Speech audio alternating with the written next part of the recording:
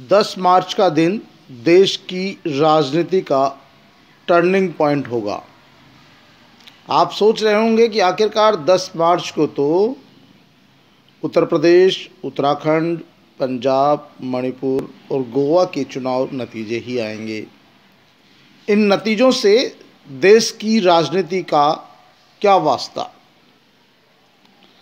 लेकिन ये एकदम 100% बात है कि 10 मार्च को जो चुनावी नतीजे आएंगे वही नतीजे इस देश की राजनीति की दिशा और दशा तय करेंगे। उत्तर प्रदेश में भारतीय जनता पार्टी ने सत्ता वापसी के लिए एडी से लेकर चोटी तक का दम लगा रखा। प्रधानमंत्री नरेंद्र मोदी की दर्जनों सभाएं हो चुकी है, कई रोड शो हो चुके हैं और चुनाव से लगभग 8 महीने पहले से ही प्रधानमंत्री नरेंद्र मोदी उत्तर प्रदेश पर पूरा फोकस किए हुए हैं। अयोध्या में भगवान राम मंदिर के निर्माण को लेकर कोर्ट के फैसले के बाद पूरी भारतीय जनता पार्टी अयोध्या राम मंदिर के नाम पर सत्ता वापसी की लड़ाई में शामिल है। मुख्यमंत्री योगी के नाम पर भी वोट मांगे जा रहे हैं और योगी के सुशासन को मुद्दा बनाया जा रहा है। योगी के राज में गुंडों की छुट्टी हुई है, महिलाओं की रक्षा हुई है, तमाम बातें हैं। प्रधानमंत्री नरेंद्र मोदी लगातार यूपी दौरा कर रहे हैं। चुनाव के 6ठा और 7वां चरण बाकी है। 2 चरणों के बाद 10 मार्च को इसके नतीजे आएंगे। इन 10 मार्च के नतीजे से सबसे बड़ा संबंध देश की राजनीति पर टिका है। उत्तर प्रदेश में हालांकि जिस तरह से विपक्ष के वोटों का बिखराव है, उससे कहीं न कहीं एक बारगी तो ये लगता है कि यूपी में मोदी सरकार है। लेकिन फिर जिस तरह से छटपटाहट है और वोटों की ध्रुवीकरण हो रहा है, कहीं कहीं सपा के पक्ष में, कहीं कहीं बसपा के पक्ष में, तो उससे ऐसा लगता है कि कहीं योगी सरकार को झटका नहीं लग जाए। यदि योगी सरकार को उत्तर प्रदेश में झटका लगता है तो ये झटका भारतीय जनता पार्टी के लिए राष्ट्रीय स्तर पर बड़ा शॉक होगा, क्योंकि दिल्ली की सरकार का रास्ता उत्तर प्रदेश होकर ही जाता है। जो भी पार्टी दिल्ली में राज करती है उसका बगैर उत्तर प्रदेश काम नहीं चल सकता है। 80 लोकसभा सीटें उत्तर प्रदेश से आती है, जो कई प्रदेशों की सीटें मिलाकर होती है। ऐसी स्थिति में 10 मार्च को इस देश की राजनीति का टर्निंग पॉइंट कहा जा सकता है और यही कारण है कि योगी आदित्यनाथ लगातार इस बात को दोहरा रहे हैं कि वो उत्तर प्रदेश में ऐतिहासिक सरकार बनाएंगे और उन्हें कोई रोक नहीं सकता है। वे लगातार सपा और बसपा पर आरोप भी लगाते हैं, उन पर प्रहार भी करते हैं और सत्ता वापसी का दावा भी कर रहे हैं। योगी सरकार पर पूर्व मुख्यमंत्री अखिलेश यादव भी हमलावर है। लगातार जिस तरह से उन्होंने चुनाव अभियान को अपने कंधों पर खींचने का काम किया, अखिलेश यादव ने जयंत चौधरी की पार्टी से भी तालमेल किया और पश्चिमी उत्तर प्रदेश में जयंत चौधरी का खासा प्रभाव माना जाता है और अखिलेश यादव सीधा सीधा आरोप लगाते हैं कि ये राम नाम पर लूट मचा रहे हैं, धर्म के नाम पर लोगों को भड़का रहे हैं, लोगों की भावनाएं भड़काकर सत्तासीन होना चाहते हैं, सुप्रीम कोर्ट के फैसले को अपना बताकर जनता की धार्मिक भावनाओं से खिलवाड़ कर रहे हैं। उनका साफ कहना है कि इस बार प्रदेश की जनता ने बदलाव का रास्ता तय कर लिया है। भारतीय जनता पार्टी के नेताओं के पसीने छूट रहे हैं और भारतीय जनता पार्टी के नेता बचाव की मुद्रा में हैं। लगातार भारतीय जनता पार्टी के दिग्गज उत्तर प्रदेश में डेरा डाले हुए हैं। अमित शाह से लेकर प्रधानमंत्री नरेंद्र मोदी तक तमाम लोग उत्तर प्रदेश की राह ताक रहे हैं। वहीं बसपा सुप्रीमो मायावती को भी कमज़ोर नहीं आंका जा सकता। बसपा सुप्रीमो मायावती का वोट बिल्कुल फिक्स है। पिछली बार जरूर बसपा के वोट बैंक में सेंधमारी हुई थी, लेकिन इस बार पिछले 5 साल के दंश को झेल चुका दलित समाज मायावती के खिलाफ नहीं जा रहा है। मायावती ने भले ही चुनावी रैलियां नहीं की हो, बड़े बड़े प्रचार अभियान नहीं छिड़े हों, समाचार पत्रों में उनके विज्ञापन नहीं आ रहे हों, टीवी चैनलों पर उनका विज्ञापन नज़ारा दो, लेकिन उनका कहना है कि उनका केडर बेस वोट है। और जब उनके समर्थकों से बात की जाती है तो वो एक ही बात कहते हैं कि वो सिर्फ मायावती को वोट देंगे, भले ही चुनाव जीते या हारे। जिस तरह से टिकटों का बंटवारा मायावती ने किया है, उससे मायावती भी लगातार इस उम्मीद में है कि वो इन सब की लड़ाई में बाजी मार लेगी और सत्ता की चाबी उनके पास होगी और सरकार वो ही बनाएंगी। लेकिन जिस तरह से बीजेपी के खिलाफ जो अन्य पार्टियां हैं, बसपा है, सपा है, कांग्रेस है और दूसरी पार्टियां हैं, तो जिस तरह से वोटों का बंटवारा करेगी, उससे कहीं न कहीं बीजेपी सेफ जोन में भी नज़र आती है। और यही कारण है कि भारतीय जनता पार्टी को सरकार बनाने की उम्मीद है। कांग्रेस पार्टी की प्रमुख प्रियंका गांधी ने उत्तर प्रदेश चुनाव में अलग तरह के झंडे गाड़ दिए।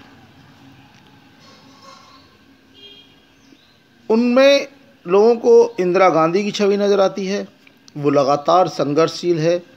एक रीजनल पार्टी की नेता की तरह उन्होंने नुक्कड़ सभाएं की है, रोड शो कर रही है।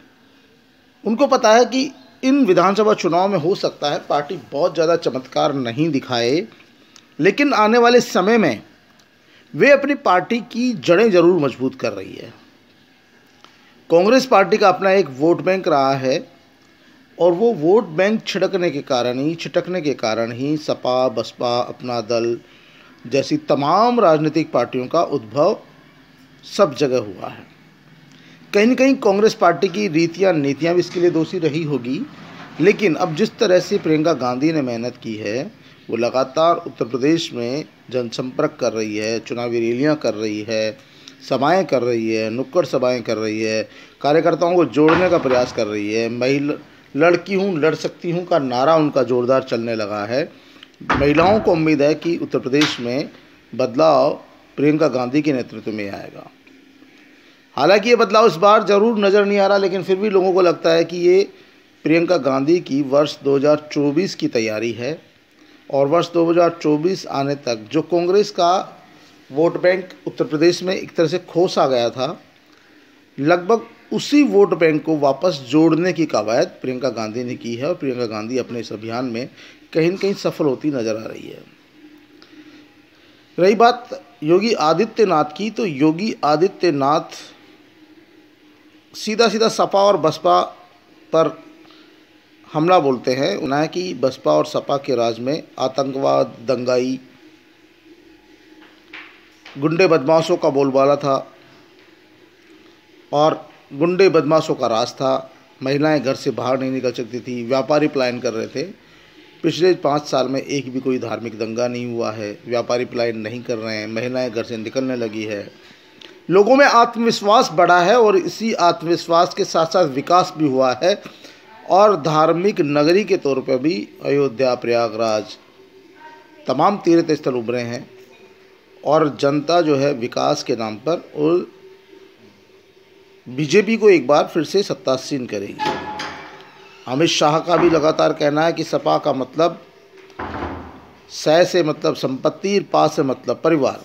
अखिलेश यादव जी को चश्मा पर सिर्फ एक तरफ परिवार दिखता है, दूसरी तरफ एक जाति दिखाई देती है, एक धर्म दिखाई देता है, बाकी हम सब दिखाई नहीं देते हैं। तो कहीं ना कहीं सूबे की जनता जो है इस बार फिर से उत्तर प्रदेश में भारतीय जनता पार्टी को ही सत्ता सौंपने जा रही है। ये तमाम बातें हैं, लेकिन इसके बावजूद भी कहीं न कहीं बीजेपी डरी हुई ज़रूर है। बीजेपी के नेताओं में भी इस बात का भय ज़रूर है कि जिस तरह का सोशल मीडिया के माध्यम से और लगातार जो माहौल बन रहा है, उसमें बीजेपी को कमज़ोर भी आंका जा रहा है। और यही बीजेपी के नेताओं की चिंता का विषय है कि यदि इतना जोर लगाने के बावजूद एक तरफ अखिलेश यादव पूरी समाजवादी पार्टी का प्रचार तंत्र संभाले हुए हैं, वे ही सबसे बड़े स्टार प्रचारक हैं, दूसरी पर बीजेपी में प्रधानमंत्री नरेंद्र मोदी, अमित शाह, मुख्यमंत्री योगी आदित्यनाथ, राजनाथ सिंह, जेपी नड्डा सरीके तमाम नेता है, दर्जनों फिल्म स्टार है, वे सब लोग भारतीय जनता पार्टी के लिए दिन रात एक कर रहे हैं। इसके बावजूद अखिलेश यादव का माहौल उनकी नींद उड़ा रहा है। मायावती का साइलेंट जोन भी बीजेपी के लिए खतरे घंटी है और अब तक बीजेपी को भारतीय जनता पार्टी गंभीरता से नहीं मान रही थी, लेकिन अब लगातार अमित शाह के हमले बसपा पर होने लगे हैं, बसपा को टारगेट किया जाने लगा है, तो उससे जाहिर सी बात है कि कहीं न कहीं भाजपा को ये लगने लगा है कि बसपा भी सेंधमारी कर रही है और बसपा का वोट बैंक भी बढ़ रहा है। हालांकि उन्होंने डाइवर्ट करने के लिए ये भी बयान दिया था कि मुस्लिमों का वोट भी बहन जी को जा रहा है, बहुजन समाज पार्टी को जा रहा है। इस पर बहुजन समाज पार्टी की नेता मायावती का कहना था कि नहीं, मुस्लिम समाज, दलित समाज ही नहीं, दूसरी जातियों के वोट भी बहुजन समाज पार्टी को मिल रहे हैं, ब्राह्मणों के वोट भी मिल रहे हैं, अपर कास्ट के वोट भी बहुजन समाज पार्टी को मिल रही है और बहुजन समाज पार्टी सरकार बनाने जा रही है। हालांकि देखिए, जिस तरह से उत्तर प्रदेश में इन वोटों का बंटवारा हुआ है, उससे जाहिर सी बात है कि कहीं न कहीं तमाम वोटों के बिखराव के चलते योगी आदित्यनाथ के मुख्यमंत्री बनने के प्रबल संभावनाएं हैं और भारतीय जनता पार्टी का प्रयास होगा कि वो उत्तर प्रदेश में वोटों का झुकाव अपनी तरफ कर सके। छठे और सातवें चरण का जो मतदान है, उसको लेकर भी लगातार उन्होंने कोशिश की है। पीएम मोदी चुनाव से पहले लगातार कभी रेडियो के माध्यम से, कभी मन की बात के माध्यम से, कभी टीवी चैनल के माध्यम से, किसी बहाने से मतदान के एक दिन पहले घंटे भर वो अपनी बात रखने का काम किया है उन्होंने।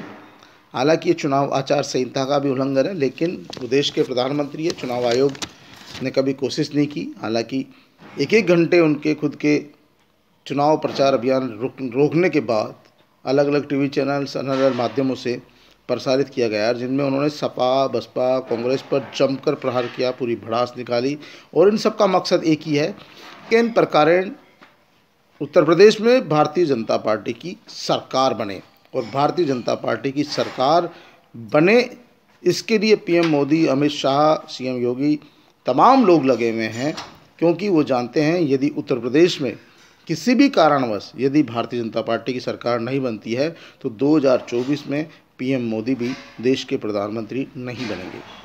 दूसरा समूह ऐसा भी है जो ये मानकर चल रहा है कि सीएम योगी यदि मुख्यमंत्री बनते हैं तो आने वाले 2024 के चुनाव में वे पीएम पद के दावेदार होंगे। तो समूह इस बात को भी लगातार उड़ा रहा है कि यदि 2024 के चुनाव से पूर्व उत्तर प्रदेश में भारतीय जनता पार्टी की सरकार नहीं आती है तो फिर मोदी की सरकार भी रिपीट नहीं हो सकती। यही कारण है कि पूरी बीजेपी ने पूरा दमखम लगा रखा है।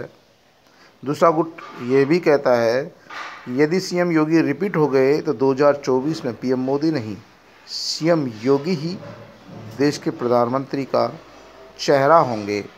और यही कारण है कि बीजेपी का एक धड़ा पूरी तरह से सीएम योगी को हराने में जुटा है।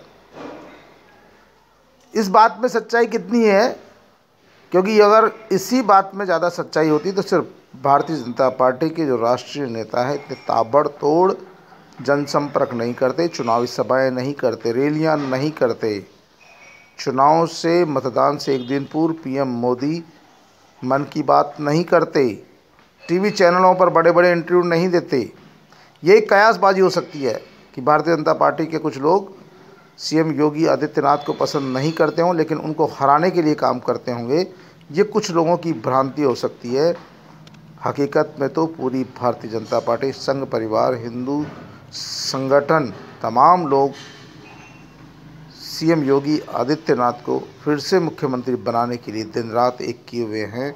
और यही 10 मार्च को जो नतीजे आएंगे, 10 मार्च को जो नतीजे आएंगे, वही इस देश की दिशा और दशा तय करेंगे। इस देश की राजनीति का टर्निंग पॉइंट होगा। इस देश की राजनीति किस दिशा में जाएगी, इस देश में क्या विकास को पसंद किया जाता है कि गुंडे राज को पसंद किया जाता है।